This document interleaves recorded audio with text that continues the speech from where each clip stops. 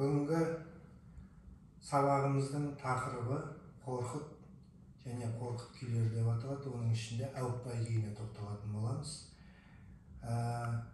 Қажыбек Мадина деген 6-шы А сыныбының оқушысы мектепке биыл келді жаңадан. Сондықтан біз әуелі күй тартпас бұрын ысқыш жүргізіп, мына сол қолдың ноталарының бәрін тазалап тартып, бірінші жаңағы дыбыс тазалығының бәрін тексеріп алуымыз керек. Күй тартпас бұрын. Қобызда дыбыс шығарудың өзі оңайға соқпайды. Сондықтан Мадина міне қобызды ұстаған кезде әуелі қобызды алып келесің, мына жерге қой, өзің ыңғайыңа міне қобыздың тұруы осылай болады. Түсіндің ғой, иә? Мына жақта ысқыш ұстау, мына сол қол, оң қолдың сол қолды қоспас бұрын оң қолдың ысқыш ұстау өзінің тәртібі бар. Сол тәртіп бойынша әуелі мына қолды қоспай тұрып, бір сызықтың бойымен ғана ысқыш жүргізіп үйрену керек. Түсіндің ғой? Міне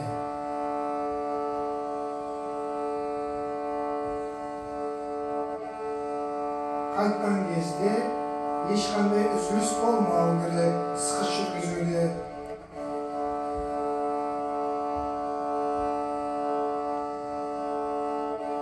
Тек қана бір ғана дыбыс шығып отыру керек. Түсіндің ғой? Мынандай дейтін дыбыстар болмау керек. Мына қолды ол үшін мына оң қолдың барлығын тегіс босатып отыру керек. Түсіндің ба? Негізгі бұл жерде ысқыш жүргізудегі мына буын жүру керек. Көрдің бе? Көрдің бе? Мына буын міне ысқышты ең соңына созып алып келген қайтқан кезде мына буын қозғалып отыру керек. Еркін мынаны қаламсап ұстағандай қысып алуға да болмайды. Өйткені мынаны сәл қысса буынында қатып қалады. Міне көрдің бе? Буынның қозғалуына кері әсер етеді. Түсіндің ғой? Сондықтан мынау бір сызықтың бойында тұру керек, және әрі-бері бұл қисаймау керек, ысқыш. Мына ысқыштың басы көтеріліп кетпеу керек былай қарай. Түсіндің ғой? Былай да болмайды. Міне тек қана бір сызықтың бойымен өз-өзіңді қадағалап отыруың керек. Міне буынды. Көрдің бе? Жүрген кезде. Міне еркін. Міне қайтқан кезде буын өзінің міндетін атқарып тұрады. Қолыңды қоя қой. Мынаны ысқышты ұстаған кезде мына ағашынан ұстайсың. Түсіндің ғой? Ана ысқышты алған кезде сен бүйтіп, оны мынаны өзің қоймауың керек. Міне, мына сол қолдың көмегімен. Көрдің бе? Мынаны ұстайсың. Содан кейін барып әкеліп барып міне қолыңды қойып аласың. Содан кейін шекке жатқызасың. Содан кейін мына қолды былай қарай өзің еркіне қоясың да ысқыш жүргізесің. Түсіндің бе? Міне дұрыс. Еркін тұр ғой қолың, е? Ал енді бір сызықтың бойымен жүргіземіз. Кәне еркін дыбыс шығарамыз.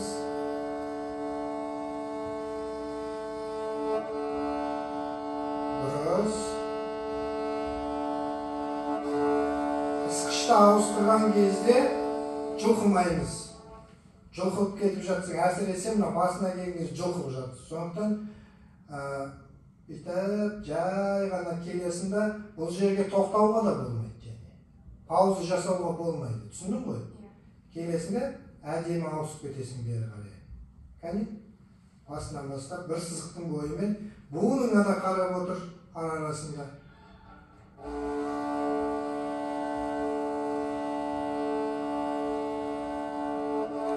Өте жақсы. Буыныңа да қарап отыр. Өте жақсы. Асығыс жүргізбе. Асығыс жүргізбе. Міне жақсы, тамаша. Буыныңның жүруін қадағала. Қаламсап ұстағандай ұстауға болмайды. Саусақтарына қарап отыр. Өте жақсы. О, жақсы.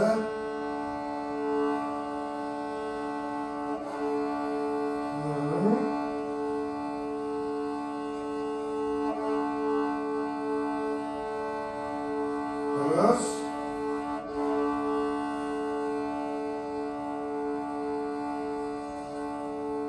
Өте жақсы. Кейін қандай да бір шығарма тартып отырғанда, күй тартып отырған кезде бір дыбыс күшейтетін кез болады өзі. Форте деп аталады, форте. Сосын арасында пиано жасайсың, оркестрда отырасың мысалы, дирижер саған айтады, өзі көрсетеді. Сол кезде міне, үшінші, төртінші саусақ, мына сықышпен, мынаны керіп отырасың сол кезде, түсіндің ғой? Әзірге мына үшінші саусақтың ғана көмегімен, мынаны іліндіріп қойсаң болады, төртінші саусақты. Бас бармақ өте жақсы тұр қазір сенде, көрдің бе? Мына буынды қозғалтып береді. Үйде, әсіресе қобызсыз, ысқышты ғана ұстап отырып, міне, жаттығулар жасауға болады, түсіндің ғой? Міне, осы ысқыш қалай қойылды, дұрыс қойылып кетсе, мына өмір бойы қолың қиналмайтын болады. Ал егер бүгінгі күннен бастап ысқыш жүргізу дұрыс болмаса, кейін шығармалар тартқан кезде қиналатын боласың. Шығарманың ортасына жетпей, мына қолың талып, әбден қиналады. Сондықтан ысқышты бірінші сабақтан бастап әдемі жүргізіп үйренуің керек, түсіндің ғой? Буыныңның жүруін қадағаламыз қазір тағы бір рет, содан кейін гаммаға көшеміз.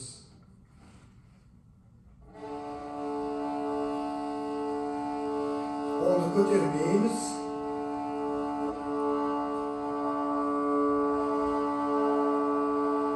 Кішкене құлағын дұрыстап алайық.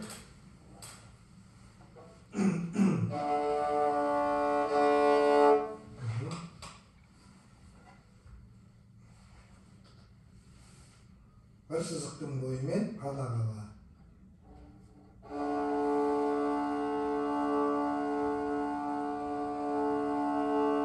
Өте жақсы. Буынды қадағалаймыз.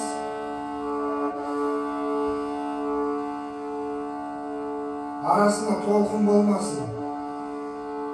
Екшек бірдей бір дыбысты ғана шығарып отыру керек. Тоқтап қалу болмау керек арасында. Жұлқымау керек, қазір жұлқыдың. Әдемі қайту керек, әдемі қайту керек. Аха, білінбей қалу керек қой, Мадина, түсіндің ба? Ана ысқыш біткен кезде, кері қайтқан кезде білінбей қалу керек. Міне, көрдің ба қарайын? Түсіндің ғой? Міне, көрдің ба?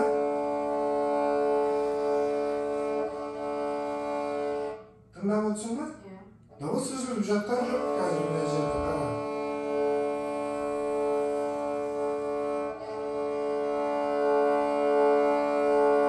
Еркін отыру керек, еркін.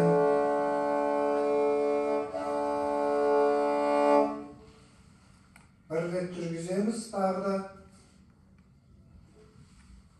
Қолдарын босау керек. Күй тарту үшін кішкене жаттығулар жасап барып тартсаң, қолың еркін жүретін болады, кәне? Ысқышты түсірмейміз. Ана жаққа да қарап отыр. Буындарына қарап отыр, ар жақтарына.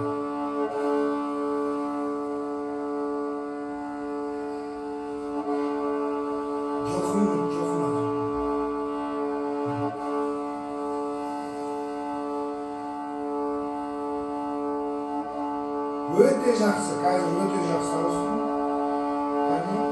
Өте жақсы. Міне қолың үйіп, буындарының бәрі қалыпқа келді қазір. Міне өте жақсы.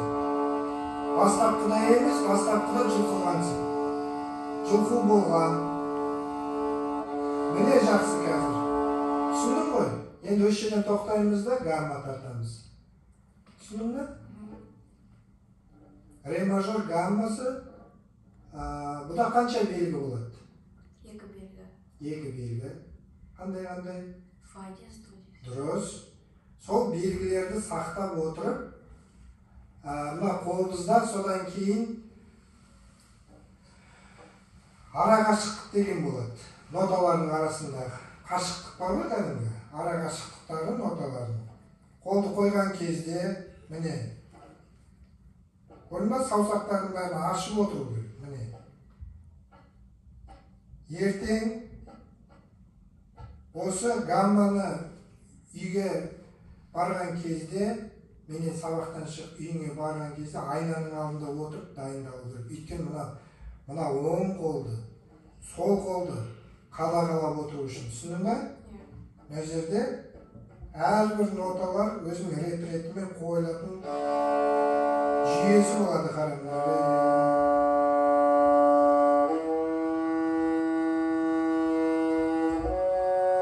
Жаңа өзің айтқан фа диез, фа диездің дәл жанында соль нотасы. Түсіндің бе? Ара қашықтықтарын сақтау керек.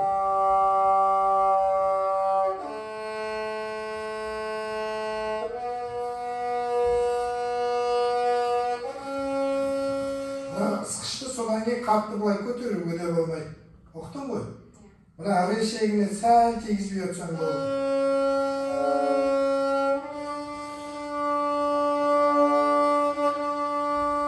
Міне бір октава, көрдің бе? Міне саусақтарды көрдің бе?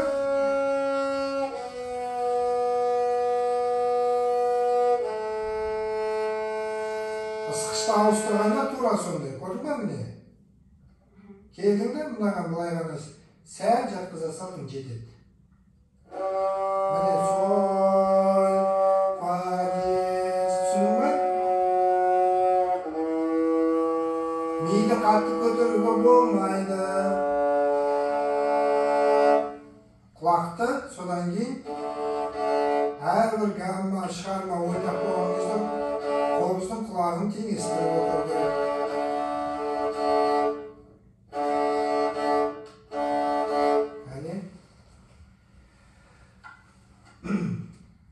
Мына қолды,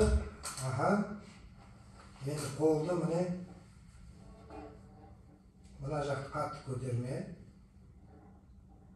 Өзінің қолда, мына оң қолда жүргіздің ғой жаңа. Мына буын жерді, сол сияқты мынаны қазір біз жүргізіп күйге дейін қолымызды, ноталарымыздың бәрін анықтап алуымыз керек қазір. Түсіндің бе? Кеттік.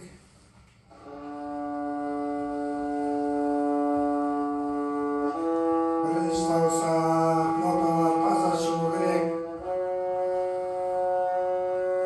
Көрдің сен? Фа бекармен диездің орны не анда емес, не мұнда емес. Түсіндің бе? Сондықтан ре, ми, іштей айтып отыру керек, іштей, ноталарды, іштей. Сонда мына саусақ өз тауып дөп түсетін болады, көрдің бе? Ре, ми, фа диез, соль, түсіндің бе? Сондықтан іштей бірге қобызбен қосылып отыру керек. Кәне? Еркін отыр, еркін.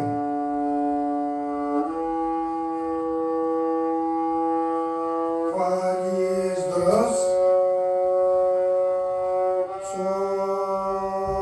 Қатайтпа қолдарыңды. Өте жақсы, мына жағыңды. Дұрыс.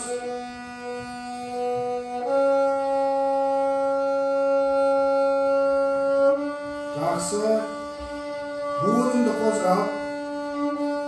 Буыныңды қозғап. Жақсы.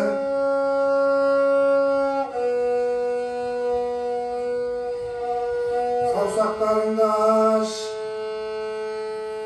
соль, фа, диез, ми.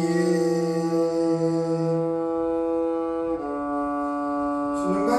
Ми бемольға кетпеу керек, жоғары қарай кетпеу керек. Бірінші нотадан бастап, мына кішкене қолыңды сәл ашыңқыратсаң болады, өзің ыңғайыңа қарай. Түсіндің ба?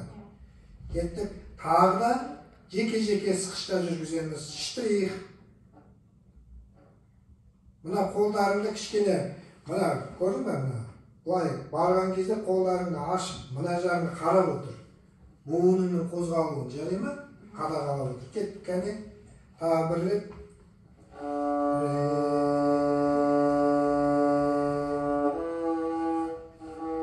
Қайтадан басына.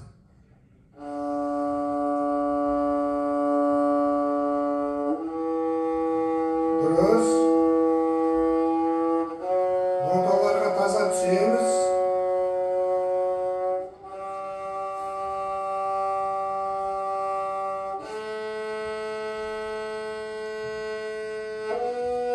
Дұрыс. Дыбысыңды шығар.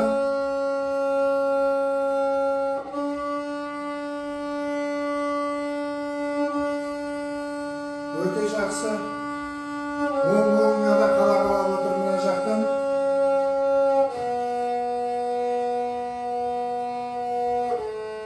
Өте жақсы.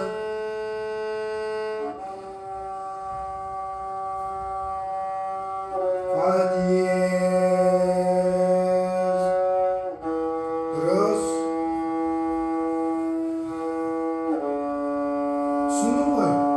Енді бір ысқышқа екі нотадан деген штрих бар. Міне, қазір мен саған бір рет көрсеттім. Екі нота. Түсіндің ба?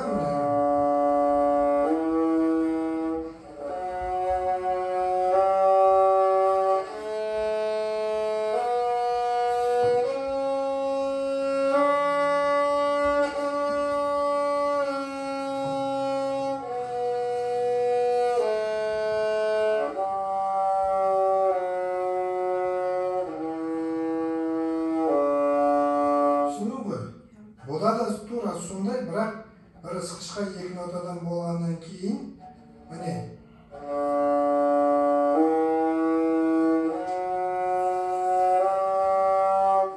Бұны ұзақ созып отыруға болмайды.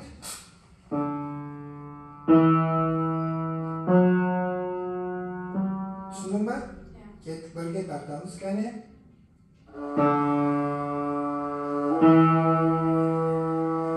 Сен нотаны іздеп қалдың бұл жерде. Ре, ми деп былай ауыт қол. Көрдің ба? Ондай болмау керек. Бірденнен. Ре, миге сен дайын отырың ғой. Іштей. Айтып отырың ғой. Ре, ми, фа, диез, соль. Түсіндің ба? Кеттік. Ритмическийді бәрі.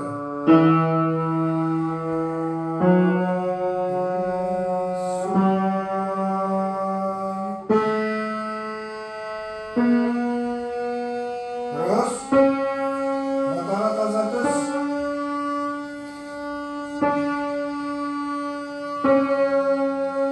Ұзақ ұстап отырып қалма ноталарды. Менімен бірге түс, іздеме нотаны.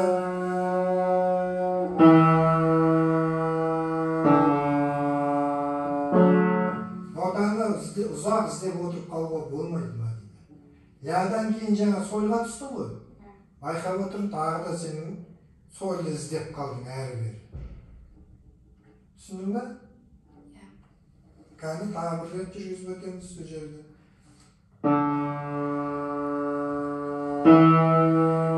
Дыбысты кішкене шығарамыз.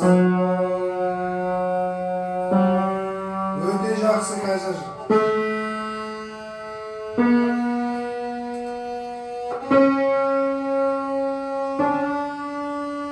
Өте жақсы.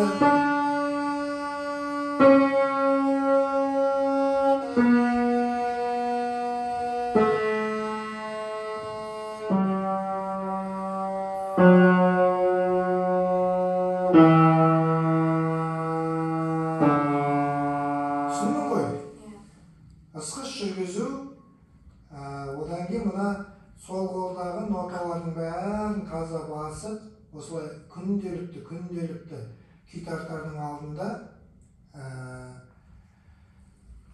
жаттығулар жасап тұру керек.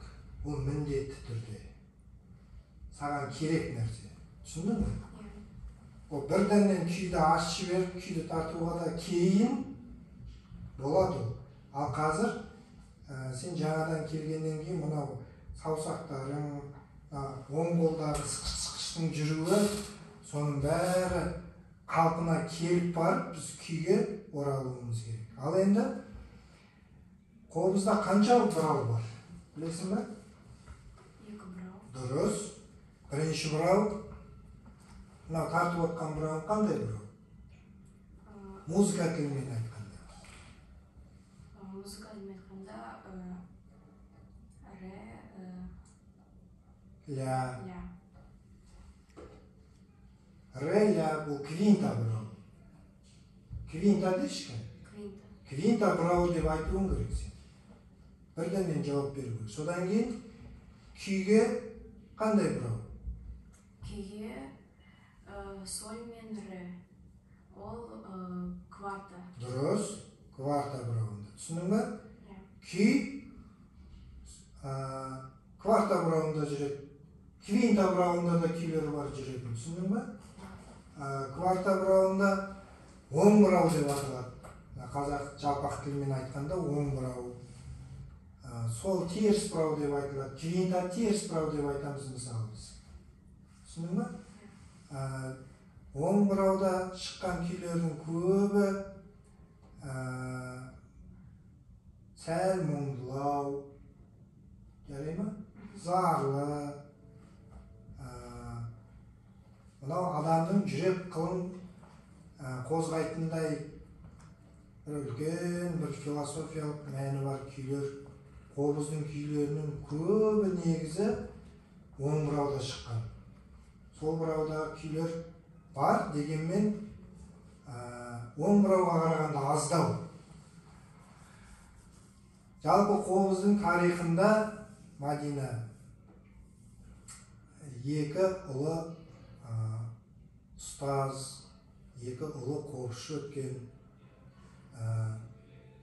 Бірі 8-9 ғасырда осы қобыз аспабын жасап, осы қобыз аспабында күй тартқан Қорқыт Бабан.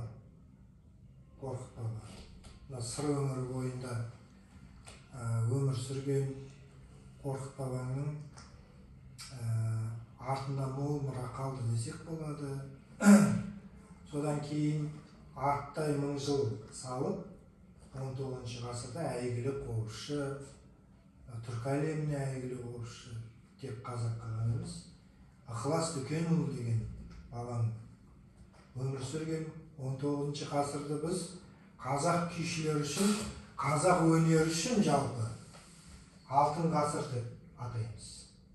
Алтын ғасыр, өйткені бұл жолдары, бұл ғасырларда әрбір күй мектебінің өкілдері өздерінің мектептерін қалыптастырды. Күйшілік мектептерін. Домбырада 6-7 мектеп қалыптасты. Домбырасы бар, күйшілік өнер бойынша. Шығыс Қазақстанның күйшілік мектебі, батыс, оның ішінде жаңағы Маңғыстаудың күйшілік мектебі бар. Түсіндің бе? Атырауда, мысалы, Құрманғазы бабаның, Дина апаның мысалға, Маңғыстаудың күйшілік мектебі, Сыр өңірінің күйшілік мектебі, Жетісу, Арқа, Қаратау деген. Осы 7 мектеп, үлкен мектеп қалыптасты. Сондықтан мына қобызда Ықылас атаң. Ықылас атаң мынау бақсы балгерлерден кейін осы қысқа сарындарды тартып келген бақсы сарындарынан кейін үлкен бір мектеп қалыптастырды. Қобыз күйлерін басқаша бағытқа бұрды. Сондықтан мына бүгінгі қобыз ұстағаннан кейін сен соны білуің керек. Бүгінгі күнде. Бүгін сабағымыздың тақырыбын айттық. Қорқыт және Қорқыт Қорқыттың күйі ауытпай. Өзі бір мына бұл күйдің ерекше сыры бар. Қорқыт бабам өзі қасиетті адам болған, өзінің қасиетті кілемі болған, желмаясы болған.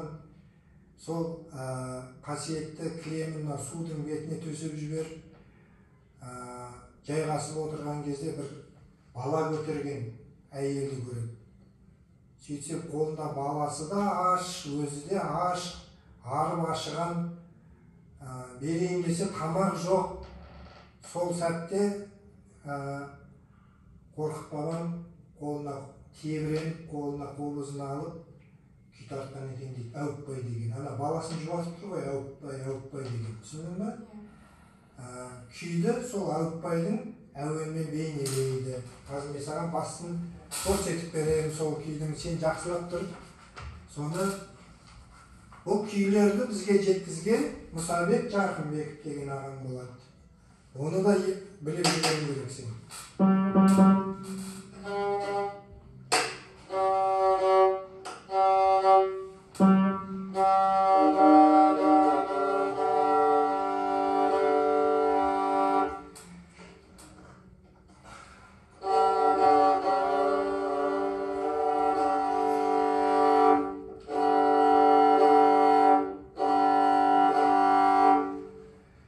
Ал енді қазір қараймыз.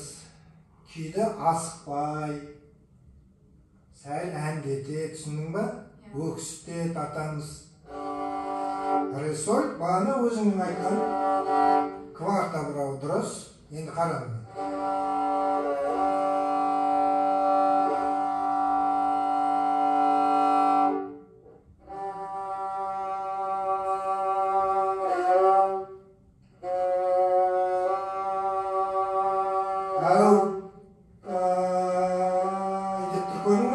Айтып тұр соны.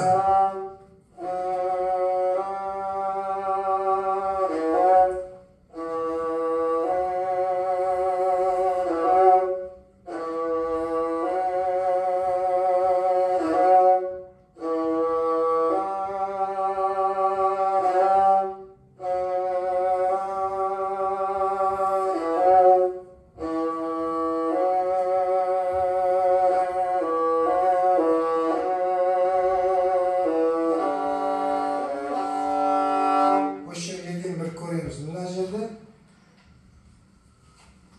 қазір қара мына соль мына жерде тұр ғой, иә? Мынау қандай нота, қандай белгі айтып жібер. Бірінші мынау. Бірінші нота фа соль, ол пунктирді. Мынау фашылар кіретін жер. Түсіндің ба? Мен жаңа тартып отырғанына байқадым ба? Сол жылдан тартылып кетті, көрдің ба? Көрдің ба? Жоқта арасында пауза бар. Содан кейінгі екі нотаны асықпай тартасың. Кәне басындағы жартылық нотаны жүргіземіз. Екі ысқыш жүргізіп көрейік, кәне. Асықпаймыз. Ашық шек. Дұрыс. Енді сольді қойып аламыз үш жерге. Кеттік.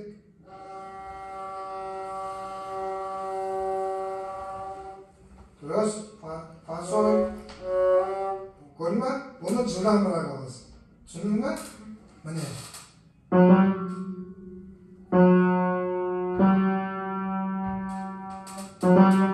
Көрдің ба? Міне жерде фашылар ретінде жүр. Кәне сольді көрейік.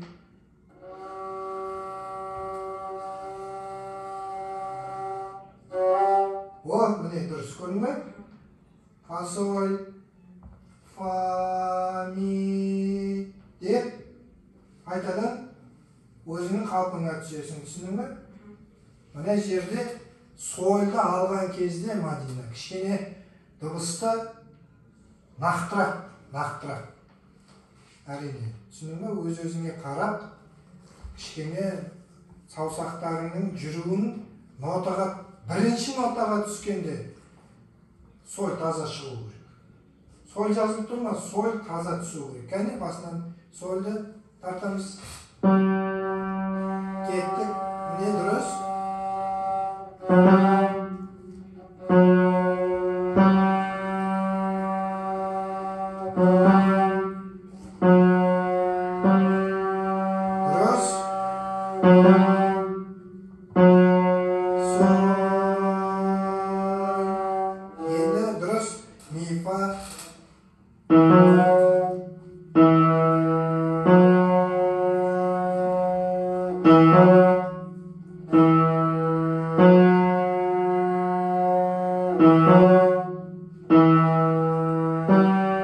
Өте жақсы.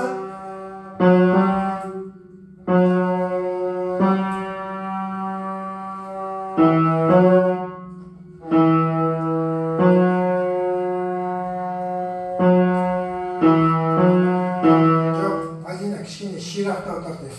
Түсіндің ба?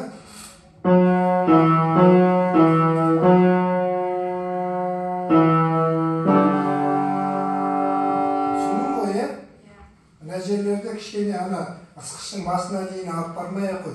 Мына жерде қара.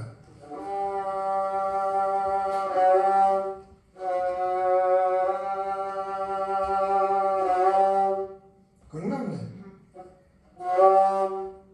Лажы болса қара. Міне, көрдің ба?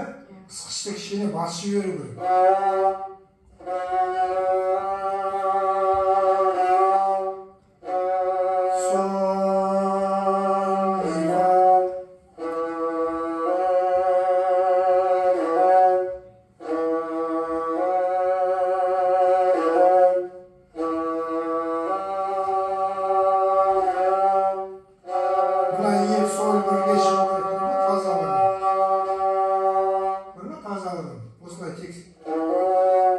Арасында жаттығуда тексеріп отыру керек осының бәрін.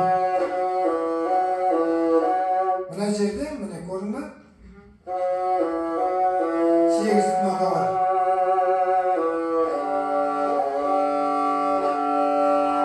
Кәне басынан бастап бір көрейміз. Өзі осы күйді жақсылап тұрып, мына жерде паршылақтармен бәрімен әдемілеп шығарып алайық. Кәне соль. Кішкене вибрация беріп, дірілін бер міндетті түрде. Түсіндің ба? Оны дәл қазір біз іске қоспай-ақ қояйық, өйткені сен жаңадан келіп отырсың ғой. Сондықтан әуелі ноталармен танысып, содан кейін кішкене қоса бастаймыз. Қазір сен ана нотаның тазалық интонацияға жұмыс істеуің керек. Түсіндің ба? Кеттік, кәне?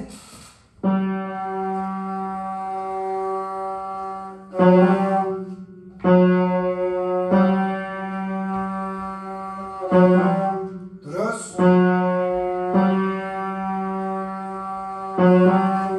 Кішкене басып жібер, Мадина. Міне. Көрдің ба?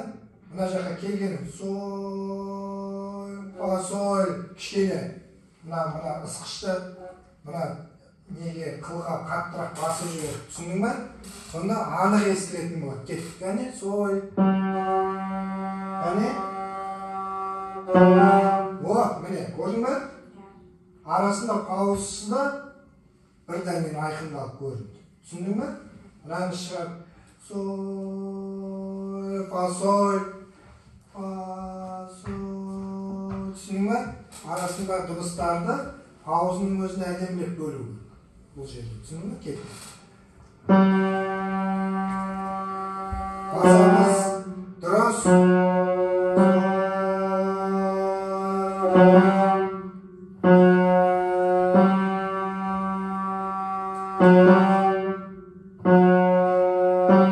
Кішкене дұрыс. Дұрысын шығар. Бұл да дәл сондай ғана мифа. Дұрысыңды қадағала саусақтарыңды.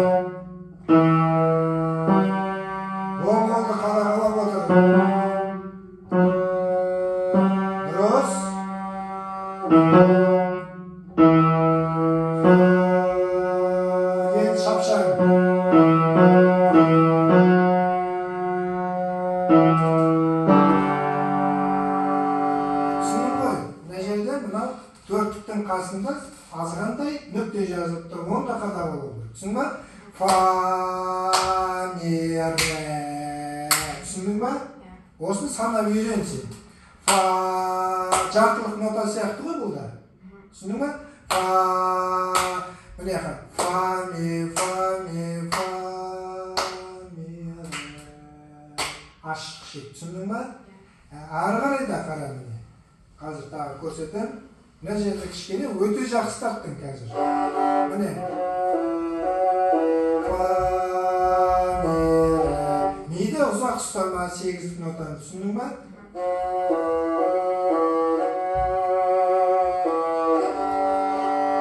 Түсіндің ба? Миді ұзақ ұстама. Сосын ары қарай. Көрдің ба? Ляға таза түсу керек. Ляны тағы да интонация. Түсіндің ба? Іздеп жүрмеу керек дыбысты.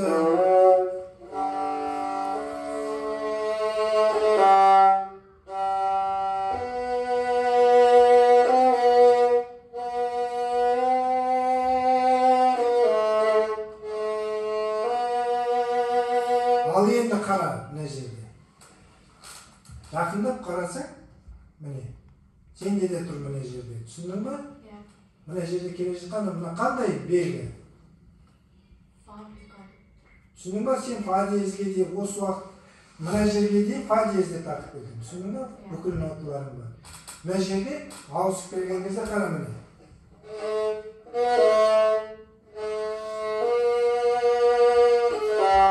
Енді қара.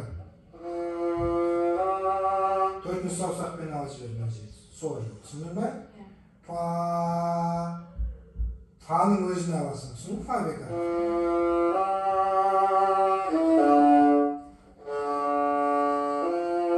Арда фа бека. Арда фаның өзі. Фа диез емес.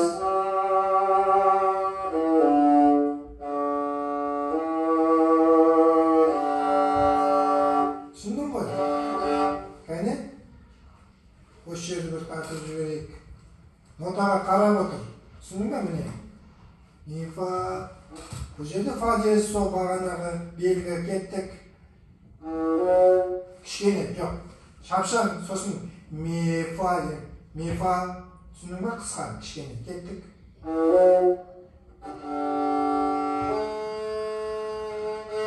Жоқ, ысқышың жетпей қалды. Ми, фа, сол, ля, еркін тұру керек. Вадима, ұқтың ба кет?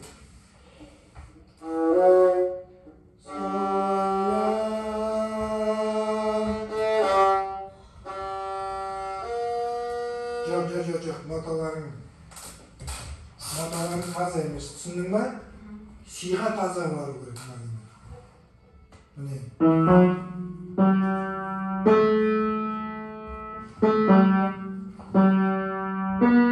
Түсіндің ба? Тура қасында.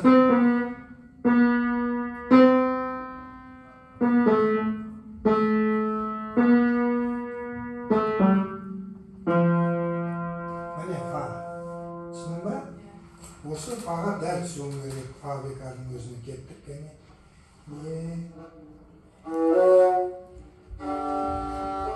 Мына екі шекті қосып алсаң да болады бұл жерде. Көрме, кәне? Қорқпа, кәне? Шапшаң, дұрыс. Қос екі шекті. Міне, әдемі шығады сонда. Көрдің бе күй? Ал енді Мадина жалпы ауытпай күйі бұл саған осы емтиханда тартуыңа бүгінгі сабақ үлкен әсерін тигізді деп ойлаймын. Жалпы күй тартардың алдында міндетті түрде сен күйдің тарихын білуің керек. Қорқып бабаң жайлы білуің керек. Ықылас сатаң туралы білуің керек. Ол кісілердің шәкірттері туралы білуің керек. Болашақта енді сол қобызшылар туралы іздеуің керек. Жарай ма? Жалпы. Ары қарай мына күйді осы үй тапсырмасына беремін, осыны ары қарай дамытып, күйді жаттап, нота белгілеріне қарап, оларды ажыратып, қандай тональностьте жазылған, қандай бұрауда, соны ескеріп келесің. Бүгінгі сабағыма қатысқаның үшін саған көп алғыс айтамыз. Көп рахмет.